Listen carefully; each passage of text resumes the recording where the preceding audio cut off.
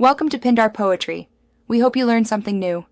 You start by confirming eligibility and collecting required documents so the application proceeds without delays.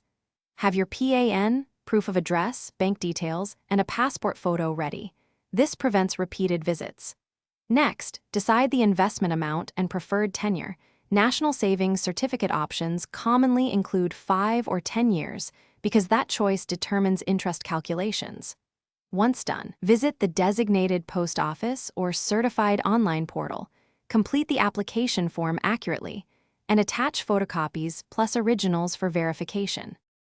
You now fill the official NSC form or its online equivalent carefully, entering name, PAN, and nominee details precisely. Errors cause processing delays. Make payment using the accepted method, cash, check, or authorized transfer, and ensure the post office or portal confirms the transaction. Once processed, you receive a stamped application receipt and later a certificate or account reference.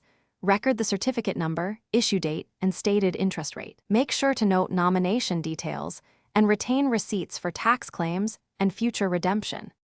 You finish by verifying every detail on the issued certificate: name, PAN, nominee, amount, tenure, and interest rate, and store a physical and digital copy securely.